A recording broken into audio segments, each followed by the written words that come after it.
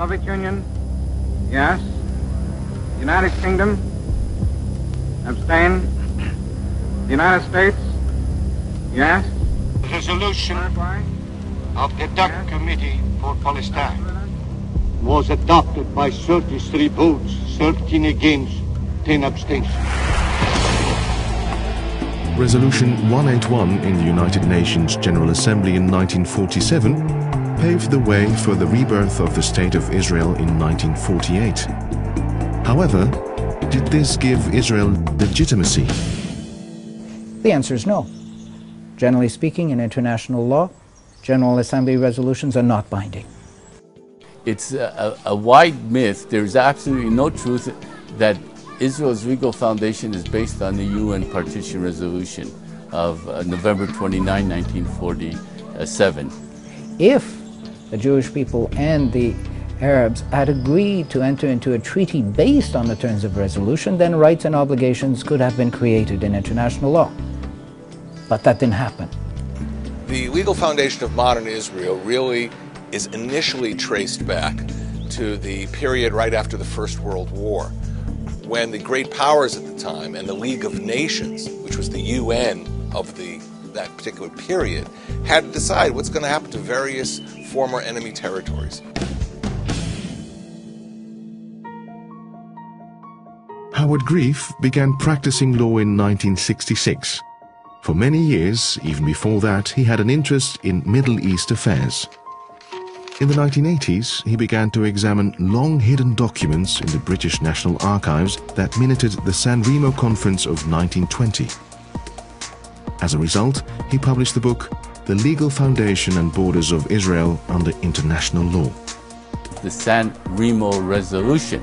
That is the basic constitutional document of the State of Israel under international law.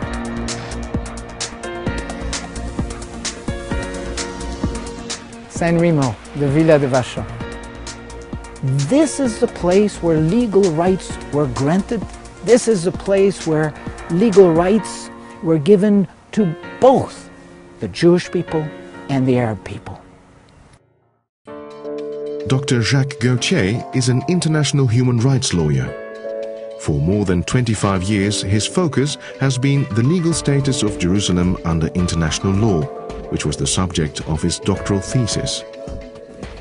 It's in this place that the leaders with the power to make binding dispositions with respect to the Ottoman territories deliberated and made the decision, having heard claims from the Zionist organization in Paris in 1919 during the Paris Peace Conference, having heard submissions from the Arab delegation in respect to what they wanted in the Ottoman territories. Having heard these submissions, a group of them gathered here and made final binding decisions in international law as to who would get what. At San Remo, that what had been exclusively a British approach receives the full backing of the international community. And in that sense, Israel's legitimacy is linked to an international decision at San Remo and not just a whim of British policy. In 1917, Lord Allenby conquered the Holy Land, and the Jews were promised a national home in Palestine by the Earl of Balfour, a policy endorsed by Woodrow Wilson and by the League of Nations, which made Palestine a British mandate. In the 1922 Palestine Mandate, the League of Nations together voted on a very special resolution. It decided that they would give recognition to the historic rights of the Jewish people. To do what? To reconstitute their national home. Now, if you look at that language, you see two things. You see they are recognizing a pre-existing right and not creating a new right. In other words, the historical rights of the Jewish people to this land were recognized by the great powers at the time, by the equivalent of the UN at the time. It was the Jewish people that were chosen to be the beneficiaries of a trust, a mandate under the care of the British government in respect to Palestine. It was the Arab inhabitants of the territories of Mesopotamia, Iraq now, Syria and Lebanon that were chosen to be the beneficiaries of a trust or a mandate. Part of it under the trusteeship of or mandate of the French, Syria and Lebanon, part of it under British supervision, Mesopotamia. I want to underline that the primary objective of the mandate for Palestine was to grant political rights in respect to Palestine to the Jewish people. The civil and religious rights of the Arabs as individuals were fully protected in the mandate document. But insofar as the national and collective rights and the collective political rights were concerned, these were reserved exclusively for the Jewish people because the Arabs were given those same rights not in Palestine but in the neighboring countries. And that is why today you have 21 Arab states and 1 Jewish state. The Second World War brought about the demise of the League of Nations. It was superseded by the United Nations in 1945. The Charter of the United Nations, which you are now signing, is a solid structure upon which we can build for a better world. How does this affect the rights of the Jewish people under international law? In the final resolution passed by the League in April of 1946, it is specified that the intent is that after the dissolution of the League, it is necessary to continue to look after the well-being and the development of the people concerned in each mandate. And for Palestine, that meant the Jewish people. So the rights that were recognized as inhering in the Jewish people were preserved by Article 80. There's nothing in the Charter which is to be construed in or by itself as taking away or altering the rights given to any people prior to the establishment of the United Nations. And I refer, for instance, to Article 80 of the Charter.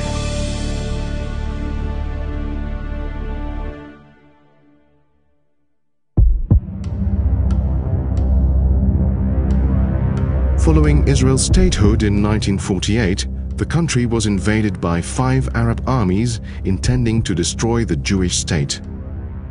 The eastern part of Jerusalem was annexed by Jordan. The city was divided for 19 years. Jordan's sovereignty over the West Bank and Jerusalem was never recognized by the United Nations.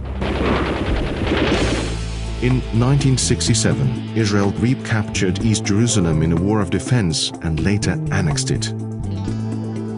The Security Council Resolution 242 of November 22, 1967 is often referred to as the source of rights and obligations for the parties in the Middle East.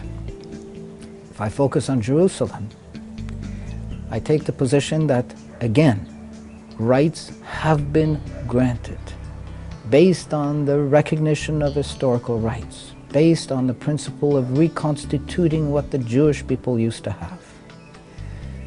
The Jewish state and the Jewish people have done nothing to relinquish, surrender the rights that were given in respect to that territory.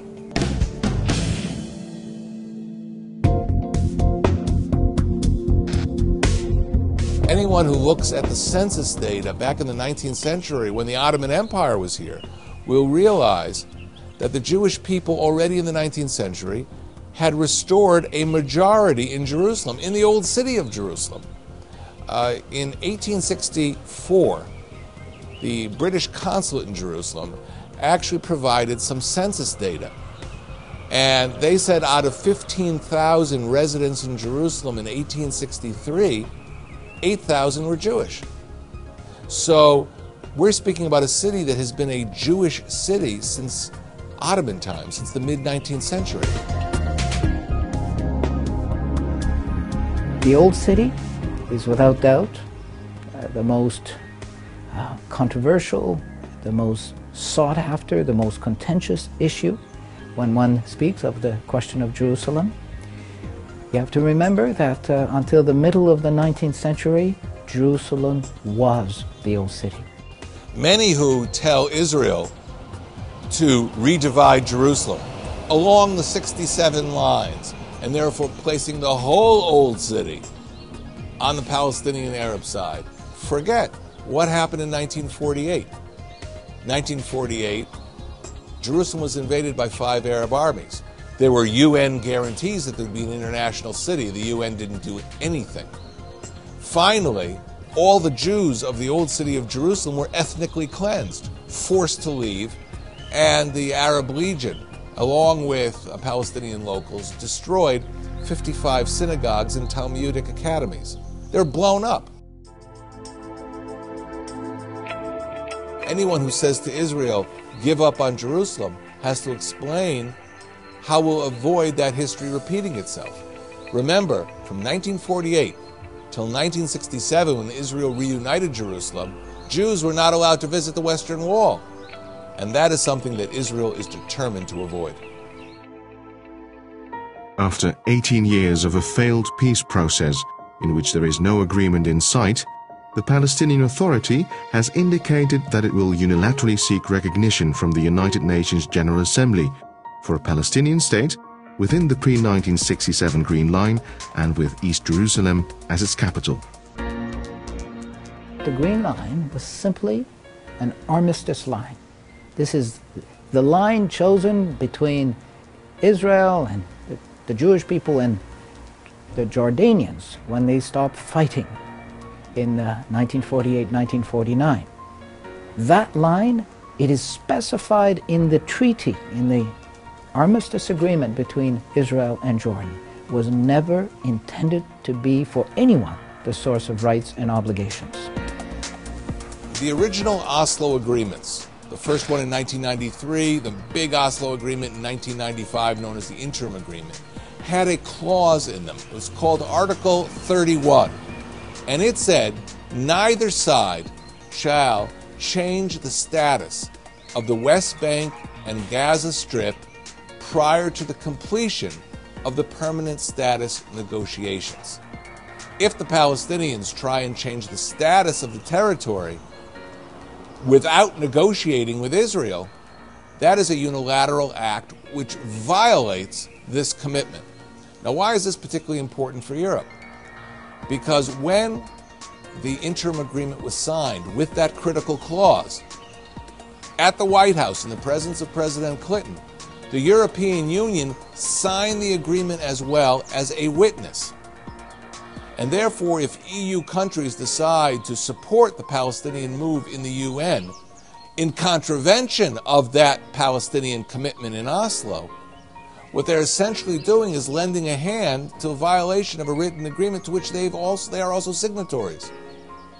So the immediate question in Israel will be, who would ever rely on the European Union again to be involved in the peace process if it violates the very agreements that it itself signed? The whole world is saying to Israel, well, why don't you recognize the rights of the Palestinians to a Palestinian state? It seems elementary, and Israelis hear this all the time. But put the shoe on the other foot. Do you see anybody telling the Palestinians, you must recognize the rights of the Jewish people to a nation state of their own, whose roots are in international legitimacy and international proposals going back to San Remo and to the British mandate by the League of Nations? Unfortunately, that same demand is not made of the other side, and perhaps exposes its real intent. Many gathered here in Rome, senators, members of parliament, to discuss issues relating to the peace process. Yes, many are concerned about decisions that the nations could be making in the coming weeks and months relating to the rights of the Jewish people, the rights of the State of Israel, in respect to Jerusalem, in respect to disputed territories. In order to give peace a chance, it is necessary to honor the solemn pledges made under the law of nations to the Jewish people and the State of Israel.